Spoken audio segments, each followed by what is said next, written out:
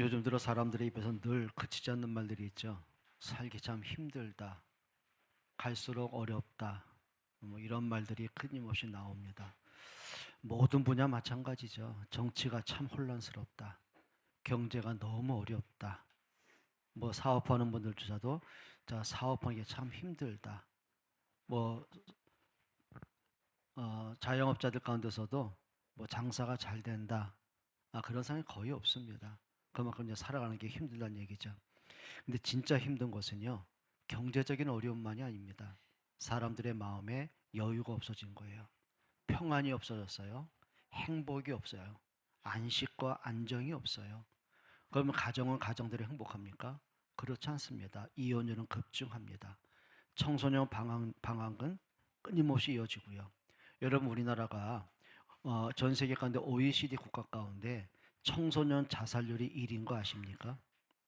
그리고 성인들조차 청년들조차도 자살률 1인 거 아십니까? 거기다가 게임 중독 1인 거 아십니까? 이혼율 1위가 넘어간 거 아십니까? 왜 그렇게 살아갈까요? 마음에 평안이 없는 거예요. 가정의 안식과 행복이 없는 거예요. 자, 그러다 보니 대체 만족이 자꾸 늘어나죠. 그게 뭘까요? 요즘 들어서 계속 마약 문화, 그렇죠. 도박, 성적인 중독, 게임 중독, 뭐 알코올 중독, 그리고 사람들마다 뭐 쇼핑한다, 관광한다. 그거는 뭔가 세상을 알고 싶어서 관광하는 게 아니에요. 뭔가 허무하니까 내가 가만히 앉아 있자니 불안하고 답답한 거예요. 바람 쐬러 다니는 거죠. 근데 문제가 있는 거예요. 여행하고 돌아오면 그때 행복합니까? 더 허무해요. 술 마시고 깬 다음에 더 행복합니까? 더 허전하고 허무하고 몸은 망가져 있는 거예요. 자, 그렇다고 한다면은 과연 왜 시대가 이럴까? 오늘 저도 그렇고 여러분도 그렇고요. 한번 따라합시다. 시대를 바르게 분별하자. 오늘 1절 한번 보시겠습니다. 디모데후서 3장 1절 이렇게 말하죠. 너는 이것을 알라. 말세에 고통하는 때가 이르러. 너는 이것을 알라. 그 말은 뭐냐면 과거형을 얘기하는 거 아니에요. 있었던 것을 알아가 아니라 지금까지 진행해 오면서 앞으로도 어떻게 진행해 되어 가는지 알라 그 말이거든요. 현재 진행형을 말하는 거예요. 자, 그러면서 알라 그 말은 뭐냐면 부분적으로 그냥 단순한 것을 알라가 아니라 속속들이 깊이와 내용과 이유를 분명히 알라라는 의미가 있어요. 꿰뚫어 보라. 근데 뭘 알라는 거죠? 여기 말세에 그랬어요. 말세. 그러니까 사람들마다 많은 말을 하죠. 지금은 말세야, 말세. 근데 그 말세라는 의미를 진짜 아셔야 됩니다. 성경적으로 말세는 언제 얘기하냐면은 예수님이 오신 그때부터 예수님이 재림하기까지를 말세로 봅니다. 그런데 중요한 게 있어요.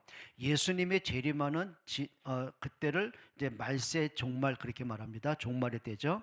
그러면 자, 예수님 때부터 지금까지 앞으로 예수님 오시기까지 가면 가서 시대는 더 악해지고 강팍해지고 완악해지고 사람들은 더 영적으로 황폐해지고 삶은 더 각박해지고 그것이 어떻게 정도가 더 심해진다는 얘기예요. 그게 말세의 그 말이거든요. 근데 그때 뭐가 나타나요? 1절에 고통하는 때가 이르러 있어요.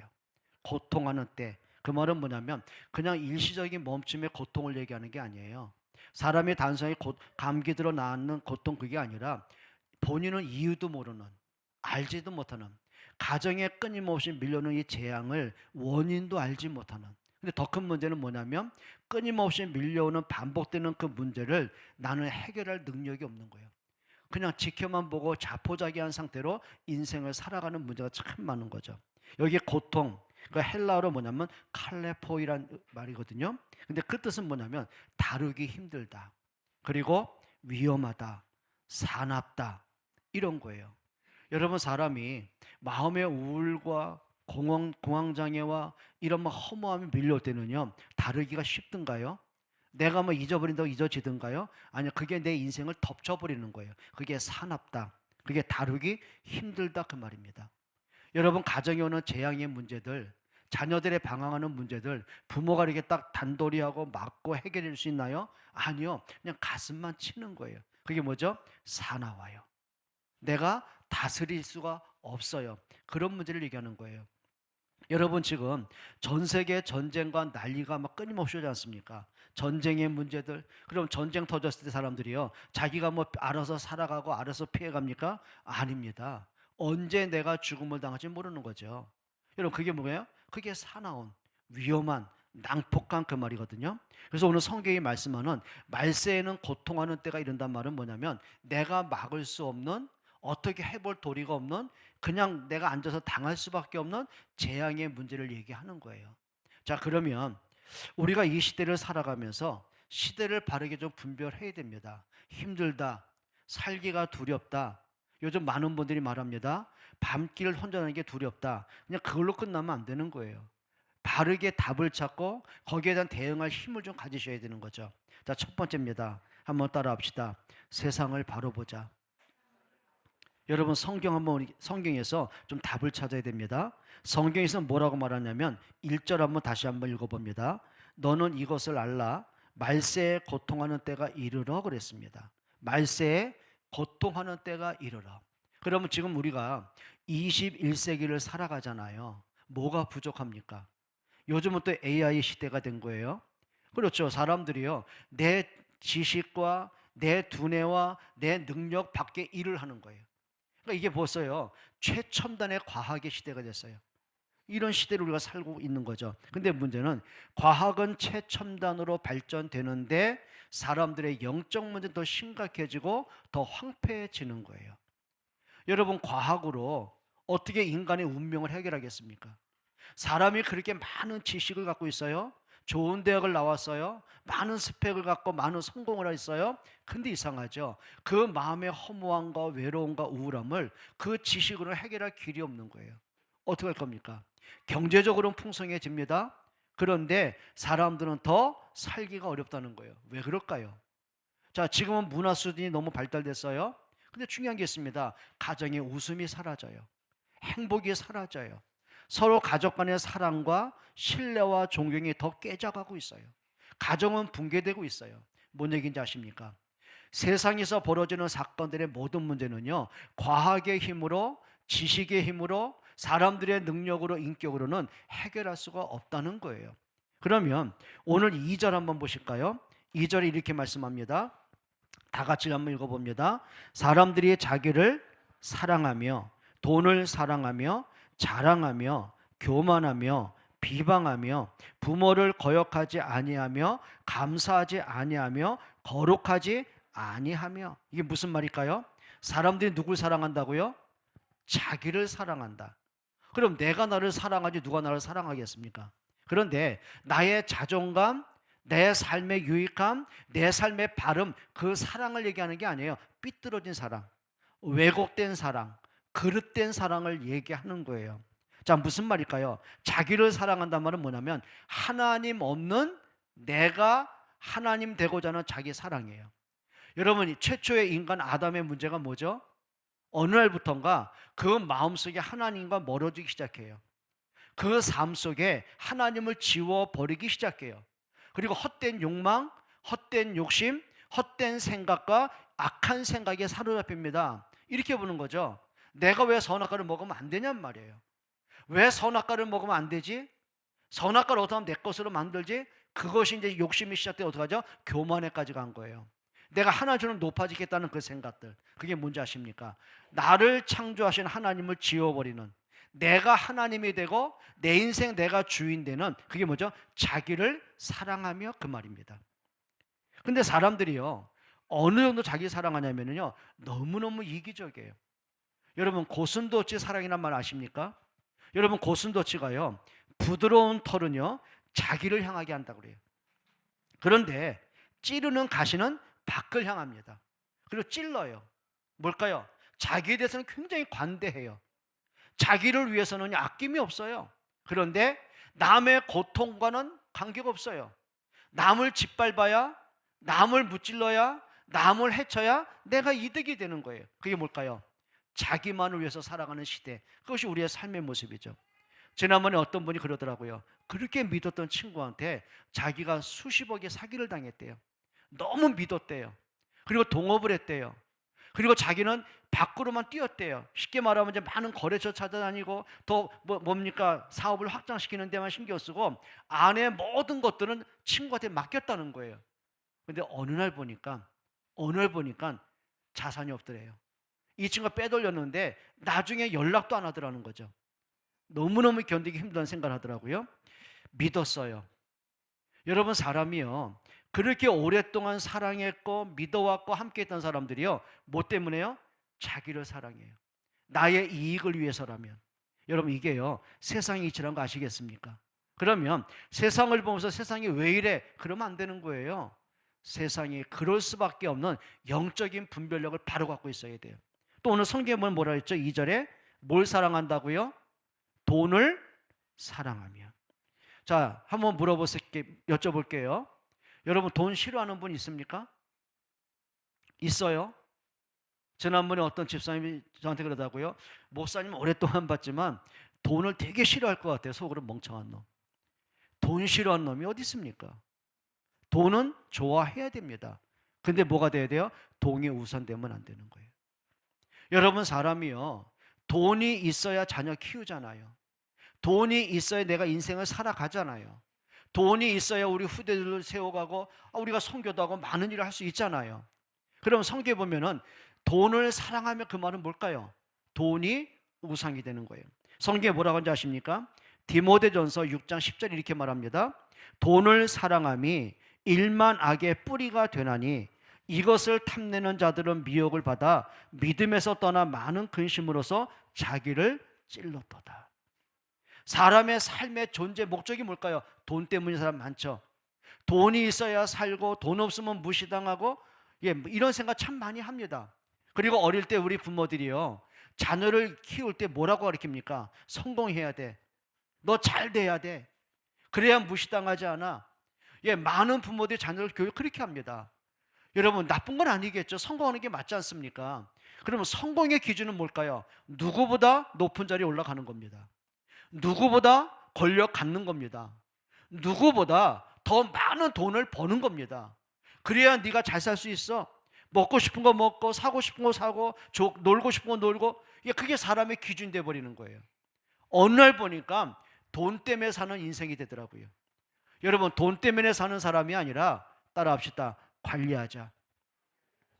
여러분, 기억하셔야 돼요.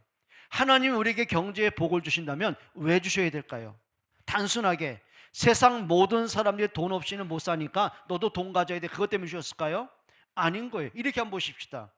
하나님이 노예로 팔려간 요셉을 왜 하나님이 거부가 되게 하셨고 애굽의 총리가 되게 하셨을까요? 고생 그만하고 너도 사람답게 살아봐, 그 말일까요? 아닌 거예요. 하나님이 요셉을 통해서 하실 일이 있었어요. 하나님이 요셉을 그 자리에, 총리라는 자리에 앉게 하셔야 될 이유가 있었어요. 하나님이 요셉에게 지혜를 주셔야 됐고 요셉에게 권력을 주셔야 됐고, 그래야 그 시대의 재앙을 막을 수 있는 하나님의 구원 계획을 이룰 수 있기 때문에 그러는 거예요.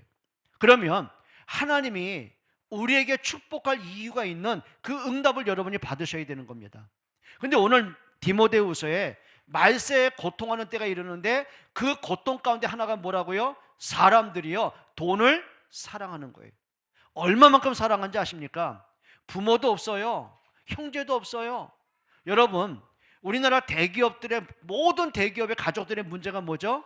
형제들의 난입니다. 그렇잖아요. 우리의 10대 재벌 기업들의 형제들 간에 화목하고 서로 존중하고 사랑하고 선친들의 가업을 바르게 이어가고 사회에 환원하고, 그렇죠, 많은 후대를 가리키고, 그런 사람이 얼마나 됩니까?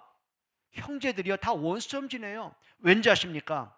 우리 형제 가운데 누구보다 우리한 기업을 내가 가져야 되고 더 많은 자산을 가져야 되고 내가 최대 주주가 되고 오너가 되기 위해서는 다른 형제보다 내가 주식이 더 많아져야 되고, 그것 때문에 서로 전략을 쓰고 모함을 하고 여러 가지 문제가 오는 거예요. 형제 간의 다툼, 부모 간의 자식 간의 다툼, 그게 뭔지 아십니까? 돈이 우상되어 버렸어요. 여러분, 돈에 잡힌 사람이 아니라 돈을 관리하는 여러분 되시기를 축복합니다. 여러분, 많은 성도들 가운데 그런 거 있잖아요. 모든 축복 가운데 우선이 뭐죠? 물질의 축복입니다.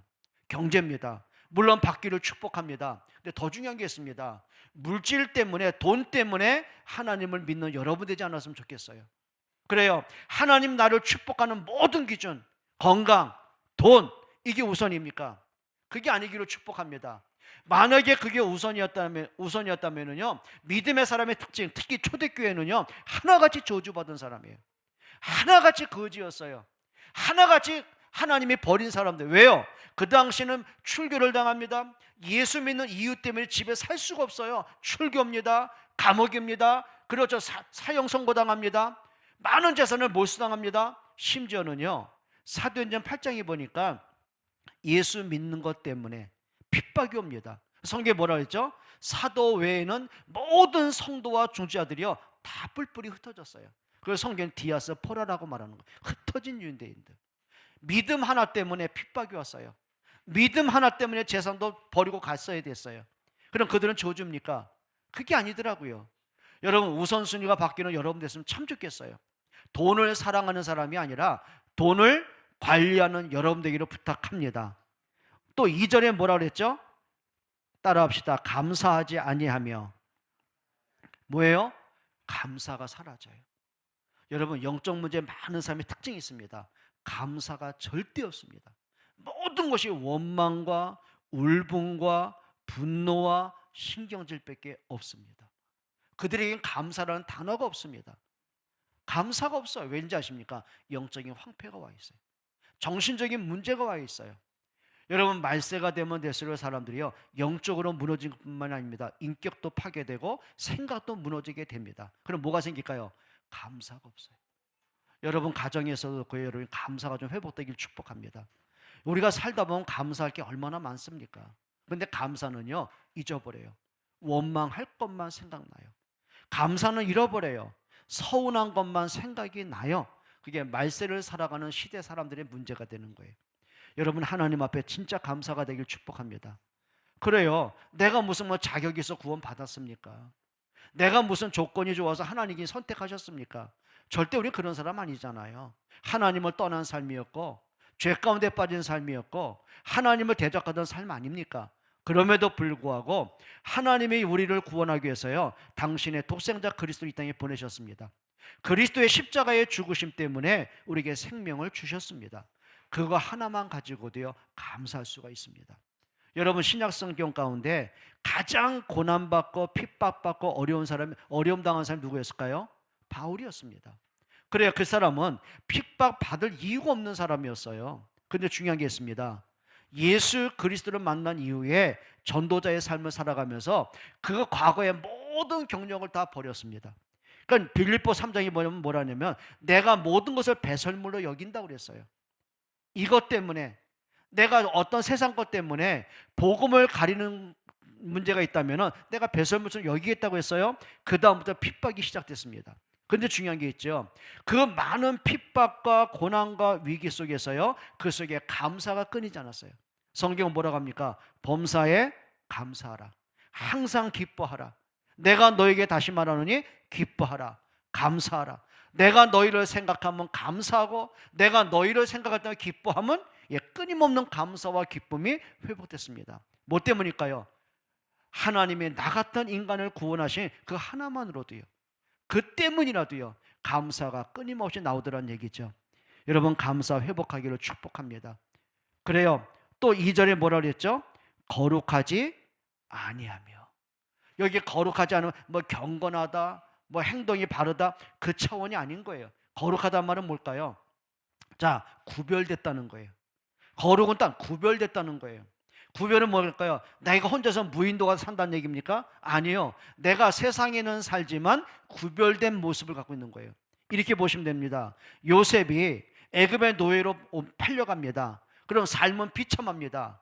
그 누구도 노예를 인정하거나 존중하거나 배려하는 사람 단 한 명도 없습니다. 그런데요 요셉은 언제든지 구별됐어요. 불신앙하고 원망하고 신세한탄의 삶으로 무너진 게 아니라 그 속에서요 나와 함께 하시는 하나님을 누리더라고요. 나를 애굽에 보내신 하나님의 계획을 보더라고요.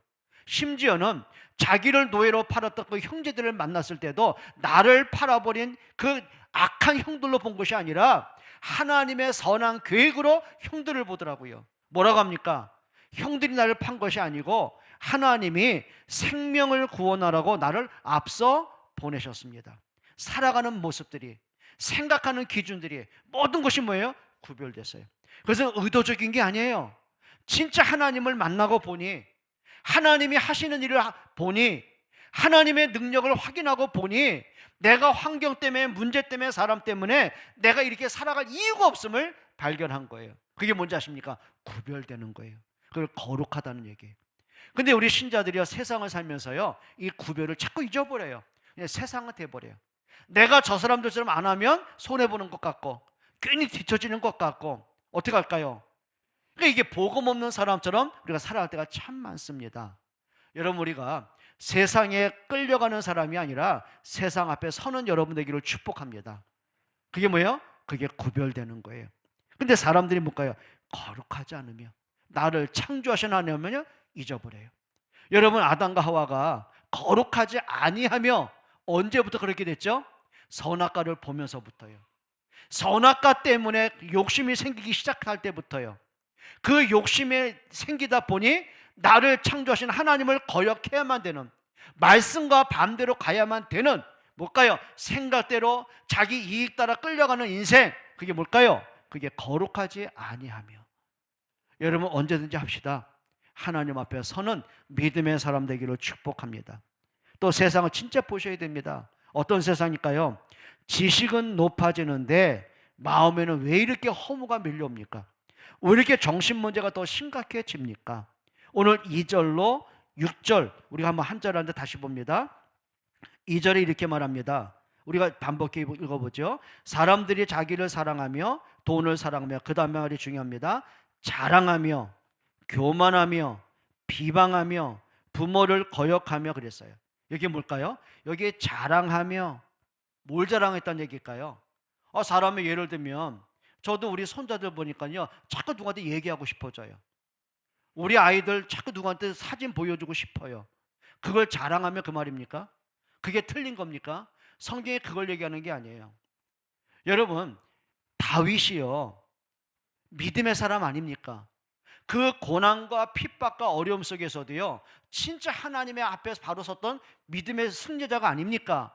그런데 어느 날 그 속에요, 자랑함이 끌어올리기 시작했어요. 내가 왕 됐어요. 내가 왕 되니 내 나라의 국토가 더 넓어졌어요. 그리고 전쟁을 벌일 때마다 승리가 와요. 부강해졌어요. 백성들은 더 많아졌어요. 두 가지 문제가 온 겁니다. 자랑하고 싶었어요. 내가 얼마나 위대한 왕인지를 자랑하고 싶었어요. 근데 착각했어요. 하나님이 나가 도망자인 나를, 목동인 나를 왕으로 기름 부으시고 힘없는 나를 결국 왕으로 세워 가셨고, 이게 하나님의 은혜구나.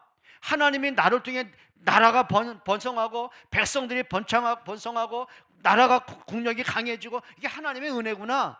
경배와 찬양을 잃어버렸어요. 자랑하고 싶은 마음이 왔어요. 뭐 한지 아십니까? 지파별로 인구 조사하기 시작했어요. 내가 다스리는 백성들이 얼마나 많은지를, 내 나라의 영토가 얼마나 넓은지를. 성경이 뭐라는지 아십니까? 하나님 그걸 악하게 보셨다고 했어요. 네가 한 거냐? 네 능력이냐? 네가 잘남이냐? 이게 네 백성이냐? 이 왕된 권력이 네 거냐? 네가 쟁취한 거냐? 누가 너를 이 자리에 세웠느냐? 그러니까 자기의 인생까지 주인 대신 하나님은 잊어버리고 뭔가 자랑하고 싶었어요. 자랑하고 싶었어요. 여러분, 우리 마음속에서 교만함이 깨지기를 축복합니다. 오늘 성경에 말세가 되면 돼서 뭐라고요? 자랑해요. 여러분, 저 전 세계 독재자들이 문제가 뭔지 아십니까? 자랑하고 싶은 거예요. 자랑하고 싶은 거예요. 내가 대통령이 됐어요. 내 권력이에요.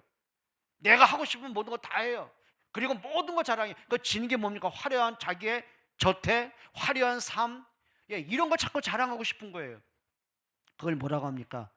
교만이라고 말합니다. 성경에 뭐라고 했죠? 교만은 패망의 선봉이다. 교만은 멸망의 앞잡이다. 여러분, 우리가 오늘까지 살아온 것 하나님의 은혜인 걸 믿고 겸손하기를 축복합니다. 감사가 회복되기를 축복합니다. 여러분, 진짜 하셔야 됩니다. 하나님을 잊어버리는, 자꾸 내가 뭔가를 드러나고 싶고 인정받고 싶고. 여러분, 지금도 보면은요, 많은 어른들도 마찬가지로 청년들, 우리 아이들이요. 보면은 꼭 뭐라 그래요? 좋아요 눌러주세요. 좋아요, 댓글. 거기에 굉장히 민감한 거예요. 여러분, 연예인들의 자살률의 문제가 뭔지 아십니까? 그렇죠. 많은 사람이 안티 팬도 있을 거 아닙니까? 근데 거기에 악평이 들어올 때 그걸 못 견디는 겁니다. 그것 때문에 얼마나 많은 사람이 죽음을 당합니까? 여러분, 이게 뭔지 아십니까? 뭔가 사람들마다 자랑함이. 근데 자기의 존재 가치가 낮아져서 생각하면은요, 못 견딘 거예요. 여러분, 사람이 나를 높이는 게 아니라 하나님이 나를 높이게 하시기를 축복합니다. 그래요. 여러분, 믿음의 사람 다 똑같은 거예요. 다윗도 요셉도 다니엘도 모든 사람 다 짓밟았어요. 다 눌렀어요. 다 무시했어요. 죽이려고 했어요. 심지어는 형들이 요셉을 죽이려고 얼마나 혈안되어 있습니까? 누가 노예로 팔았습니까? 형들이 노예로 팔았습니다. 짓밟았어요. 근데 본인들은 짓밟지 않았어요. 왠지 아십니까? 하나님이 높이심을 알기 때문에. 진짜 높임은요, 사람이 인정하고 아첨해서 높이는 게 아니라 하나님 나를 높이셔야 되는 거예요. 여러분, 하나님이 여러분을 높이게 되기를 축복합니다. 그게 응답인 것이죠. 또 성경 말합니다. 교만하며 비방하며. 여러분, 우리 입에서 사람을 살리는 언어가 됐으면 좋겠어요. 뭔가 이렇게 시기하고 질투하고 견제하고 그것 때문에 말하는 게 아니라 은근히 사람을 까는 사람 있죠. 뒷담화하는 사람 있죠. 여러분, 남 얘기 안 했으면 좋겠어요. 여러분의 입에서는 사람을 축복하기 바랍니다. 사람을 세워하기를 바랍니다. 그러니까 여러분을 만나는 사람들이요, 여러분을 만나면 만나서 뭔가 자존감이 높아지고, 뭔가 여러분 믿는 하나님이 믿고 싶어지고, 정말 여러분과 함께함이 정말 기뻐지고, 이게 돼야 되는데 뭔가 부담되고, 뭔가 내 마음속에 하나님이 싫어지고, 교회가 싫어지고, 뭔지 모르게 뭐 만나면 답답해지고, 이런, 그건 잘못된 거예요. 근데 성경 뭐죠? 말세가 대문돼서 사람들이 비방을 해요. 이게 문제가 되는 거예요. 또 3절 한번 읽어보실까요? 무정하며 원통함을 풀지 아니하며 모함하며 절제하지 못하며 사나우며 선한 것을 좋아하지 아니하며. 여기 무정하면 뭐 정이 없다 그 정도를 얘기하는 게 아니에요. 강팍하고 완악하고 패역한 상태. 말씀을 들어도 변화가 없는 상태. 여러분, 우리 마음속에요, 정말 부드러움이 있었으면 좋겠어요. 여러분 마음속에 정말 하나님의 은혜로 행복함이 밀려왔으면 좋겠어요. 여러분, 그리 되길 축복합니다. 여기에 모함한다, 절제하지 못한다. 이게 사람들이요, 감정에 그냥 끌려가요. 흥분하면 어떻게 해요? 흥분한 상태가 제동이 안 돼요. 마치 브레이크가 파열되면 어떻게 될까요? 여러분, 150km 달리던 이 차가 브레이크가 파열되면 어떡할까요? 사고 터지는 거예요. 마찬가지예요. 대다수의 많은 사람이요, 감정에 브레이크가 없더라고요. 생각에 브레이크가 없더라고요. 그러다 보니 생각나는 대로 말하고 흥분되는 대로 막 폭발하고, 이게 우리 속에 너무 많아요. 따라합시다. 절제하는 힘을 얻자. 진짜 하셔야 돼요. 그래서 우리가 중요한 거는요, 인생을 살아가면서 내 고집대로, 생긴 대로, 성격대로, 감정대로 사는 게 아니에요. 나를 다스릴 수 있는 힘을 얻기를 축복합니다. 그리 되기를 바랍니다. 특히 여러분들이요, 가정에서 이게 참 필요해요. 그러니까 제가 살아가면서 저 자신과 주변에 많은 사람 보면서요, 제일 많은 문제가 뭘 것 같습니까? 브레이크 잡지 못하는 언어가 문제더라고요. 언어가 문제, 거칠어요.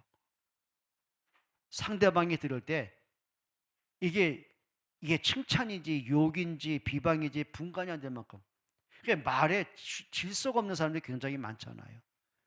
여러분, 언어가 좀 질서 있고 브레이크를 잡아가는, 내가 해야 될 말과 해서는 안 될 말을 분별할 수 있는 이런 힘이 있기를 주의 이름으로 축복합니다.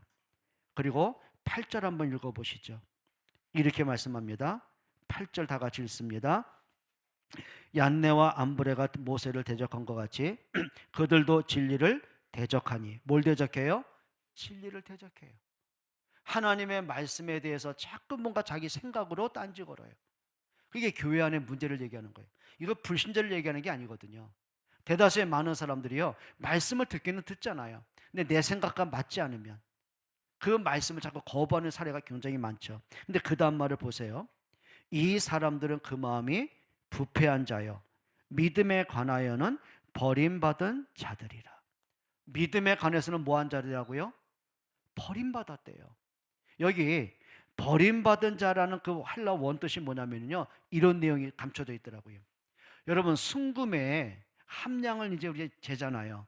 그럼 순금 뭔가요? 100% 갖고 있는 99.99%의 순금의 농도를 갖고 있어야 되잖아요. 근데 겉은 순금이에요. 근데 안에 실제는 뭐냐면 이게 구리라.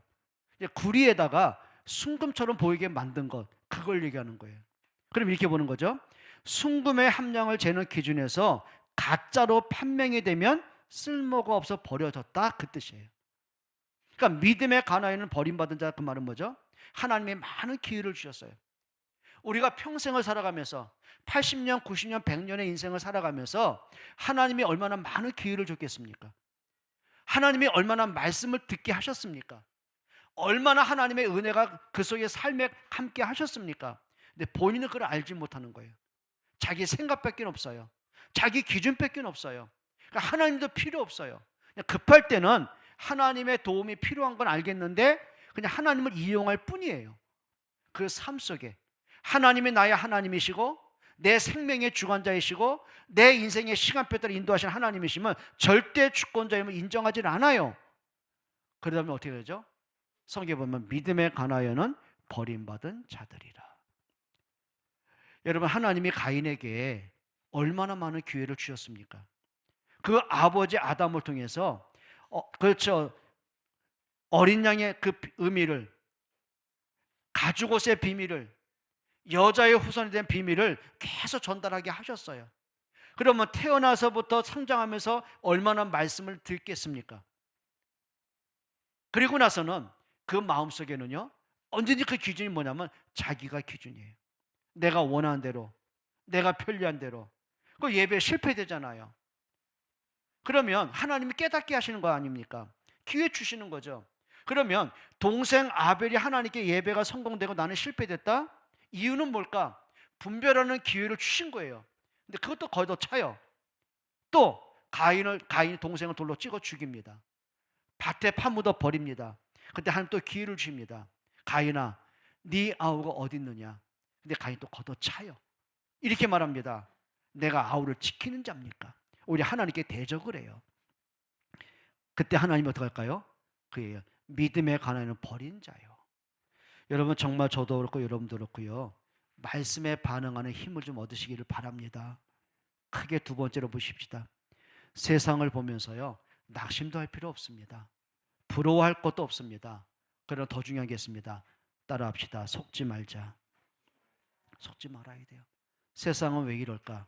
그럴 수밖에 없습니다. 자, 한번 여쭤볼게요. 우리가 살아가는 이 시대, 이제 21세기를 살아갑니다. 과학도 발전합니다. 의학도 발전합니다. 자, 그럼 이렇게 보십시다. 의학은 최고도로 발전하면은 앞으로 가면 갈수록 병자가 줄어들까요? 병자가 더 많아질까요? 예? 왜 그럴까요?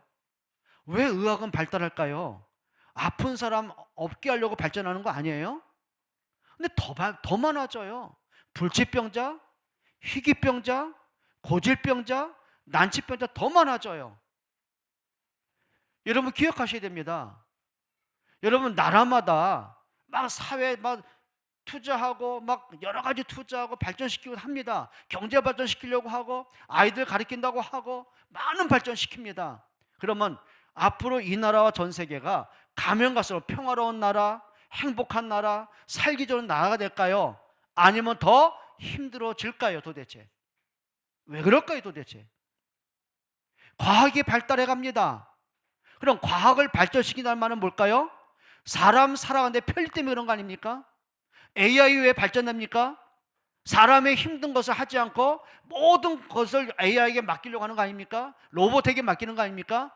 그러면 사람은 더 행복해지고 평안해질까요? 아니면 더 문제 올까요? 여러분, 진짜 한번 분별해 보셔야 되는 거예요.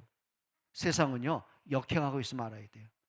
그러면 살기가 어렵다, 힘들다, 이 세상은 왜 그럴까? 그러고 살아가면 안 돼요. 당연한 거죠. 그럼 뭐 할까요? 그 다음 말 한번 귀 기울여 보십시오. 성경 여기에 대한 답을 어떻게 주시는지, 성경은 우리 성도들에게 어떤 무장을 하게 하시는지 성경에서 한번 찾아보려고 합니다. 세 번째입니다. 따라합시다. 세상 살릴 힘을 얻자. 한 번 더 합니다. 세상 이길 힘을 얻자. 여러분, 핑계 안 대기를 축복합니다. 바르게 보고 바르게 분별하고 바르게 대응하고 바르게 서야 돼요. 그럼 어떻게 설까요? 5절 한번 읽어보시죠. 같이 읽어봅니다. 경건의 모양은 있으나 경건의 능력은 부인하니 이 같은 자들에게서 내가 뭐해라? 돌아서라. 돌아서라. 여기 경건의 모양은 있는데 경건의 능력은 없어요. 이게 무슨 의미일까요? 볼 땐 이거예요. 참 믿음의 사람 같은데, 근데 실제로 그 열매를 보게 되면 오히려 믿음에 무너진 사람이 굉장히 많아요. 이렇게 보셔야 되겠죠. 자, 똑같이 노예로 살다가 유월절 양의 피를 같이 바르고는 똑같이 출애굽을 했습니다. 똑같이 하나님의 능력으로 홍해를 건넜습니다. 똑같이 하나님의 은혜로 만나를 먹었습니다. 광야길을 통과해 갑니다. 근데 그 중에 두 가지 무리가 있는 거예요. 하나님의 말씀을 듣고는 피 발라서 나왔어요. 그리고 홍해를 하나님의 능력으로 건넜어요. 은혜로 하나님 앞에 만나도 먹으면서 광야를 통과했어요. 근데 그 중에 언제나 두 가지를 나눴어요. 그 때문에 고라와 그 일당의 무리가 있어요. 이들은 하나님 믿는 사람들이에요. 그들 또한 제사장의 무리예요. 근데 그 마음속에는요, 하나님이 없어요. 늘 모세를 대적해요. 백성들과 이간시켜요.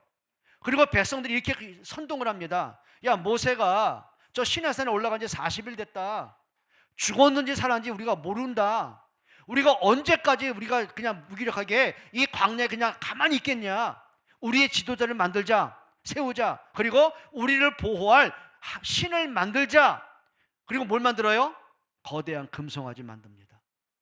그것 때문에 하나님의 진노가 임하기도 하고요. 뭘까요? 경건의 모양은 있습니다. 근데 실제 그 마음속에는요, 하나님이 없습니다. 그걸 얘기하는 거예요. 여러분, 우리가 이런 사람들 있잖아요. 참 이 사람 믿음도 있는 것 같고 열심인 것 같은데, 근데 이상하게 열매를 보게 되면은요, 자꾸 불신앙의 문제를 만들어내는 사람이 있습니다. 그게 뭘까요? 경건의 모양은 있어요. 근데 경건의 능력은 없어요. 창피한 얘기 할까요? 여러분, 저도 목사입니다. 근데 언론상에 목사들 때문에, 교회 중재할 때문에 얼마나 많은 뉴스거리가 됩니까? 뭐 성적인 문제부터 막 신비주의부터 막 뭐니까 자기가 재림예수라고 하면서 노동 착취하고 어린아이들 막 희생제물로 만들어 버리고 자기는 뭐 화려하게 살고, 이런 사람 얼마나 많습니까? 그럼 그들은 강단에서 뭐 할까요? 성경 얘기하는 거예요. 틀린 얘기지만 성경 듣고 얘기하는 거예요. 그리고 많은 사람을 현혹하는 거예요. 그게 뭘까요? 경건의 모양은 있는데 그 한 사람 때문에 너무 많은 고통을 당하고 있는 거예요. 그게 뭐죠? 경건의 능력을 부인하는 자들이에요. 성경이 이렇게 말합니다. 너희는 이들에게서 뭐해라? 뭐해라? 돌아서라. 이 같은 자들에게서 네가 돌아서라. 한번 따라합시다. 만남의 축복 하셔야 돼요. 만약에 저한테 여러분들이 적어도 두세 가지를 발견하시면은요, 저한테 돌아서시기 바랍니다. 두 가지. 첫째는요, 자꾸 여러분을 만나면은 돈거래한다. 뭔가를 빌미로 해가지고 자꾸 돈을 내가 끄집어낸다. 두 번째, 제가 여러분에게 특히 여성분들을 내가 어디를 가야 되는데 잠깐 나오라. 그래가지고 뭔가 이상한 짓거리 한다. 이 같은 자에게서 뭐 하라고요? 돌아서세요. 여기 이제 많은 분이 계시는데 어떤 분 저를 뭐 30년도 봤고 20년도 본 사람 있지 않습니까? 뭐 김경무 장로 같은 경우는 초등학교 5학년 때 저를 봤는데요. 그러면 적어도요, 오랜 세월을 봐오면서 저 사람은 이런 사람이구나. 저 사람이 말하는 하나님은 정말 이런 하나님이시구나. 저 사람이 말하는 복음이 정말 이런 거구나, 이걸 느낄 수 있다면요 함께 갈 수 있는 거예요. 근데 육신적인 것, 경제 문제, 이성의 문제, 그걸 갖고 제가 여러분에게 이상하게 문제를 낸다. 그럼 뭐라고요? 돌아서세요. 여러분, 많은 이단들에게 걸려든 사람의 문제가 뭘까요? 많은 사이비에 걸려든 사람이 뭘까요? 거기에 붙잡혀서 그래요. 거기에 붙잡혀서 그래요. 전에 어떤 한 분이 고민하시더라고요. 자기가 뉴스를 보고 이 신천지에서 벌어지는 사건을 여러 가지 보면서 틀린 거는 알겠더래요. 그런데 만에 하나 0.1%라도 저 이만희가 진짜 성령 하나님이면 내가 저주받아 지옥 갈 텐데, 이 두려움이 너무 큰 거예요. 왜일까요? 세뇌가 돼서. 9단계 성경 공부 과정이 있어요. 그 과정을 밟을 때마다 점점 굳어진 게 뭐냐면, 이만희가 성령 하나님이구나, 내가 14만 4천에 들어야만 구원 받는 거구나, 이게 너무 강하게. 그러다 보니까 어떻게 해요? 저 같은 악한 자에서 돌이킬 힘이 없어요. 그게 뭔지 아십니까? 분별할 능력이 없는 거예요. 여러분, 분별하기를 축복합니다. 성경 분명히 말합니다. 이 같은 자들에게서 돌아서라. 내가 저분만 만나면 참 이상하게 자꾸 마음이 이상해지고, 뭔가 내가 참 답답해지고, 자꾸 불신앙이 생겨지고, 예배가 멀어지고, 교회가 싫어진다. 그러면 돌아서세요. 돌아서세요. 맞습니까? 성경 그걸 말하는 거예요. 그럼 어디로 돌아설까요? 따라합시다. 하나님께로, 말씀으로. 아담과 하와가 하나님께 돌아섰어요. 틀린 길로 갔어요. 멸망의 길로 갔어요. 그런데 하나님은 그를 다시 돌아오게 하셨어요. 누굴 통해서요? 여자의 후손 그리스도를 통해서요. 여러분, 우리가 정말입니다, 그리스도로 모두 분별하기를 바랍니다. 말씀으로 분별하는 여러분 되기를 축복합니다. 아멘입니까? 그리고 10절에 이렇게 말씀합니다. 같이 볼까요? 나의 교훈과 행실과 의향과 믿음과 오래 참음과 사랑과 인내와, 그랬어요. 뭘까요? 진짜입니다. 바울이 부탁하는 거예요. 지금 디모데에게 또 부탁합니다. 그리고 우리 성도들에게 부탁을 합니다. 내가 너에게 전한 것은 단 한 번도 그리스도에 전한 적이 없다. 복음 외에 말한 적이 없다. 그러면 내가 너에게 전한 이 교훈과, 그리고 내가 너희가 나를 봤다, 나의 행실과 내 의도와 너희가 나를 봤던 믿음과, 내가 그런 많은 핍박을 당하고 감옥에 가고 태장을 맞고 굶주림 당하고 파선당하고 많은 문제와 어려움 속에 내가 어떻게 믿음으로 참아는지를 보고 있지 않느냐. 그럼 너희 또한 하나님 앞에 이런 믿음 가져라, 그 말이거든요. 여러분, 그게 뭘까요?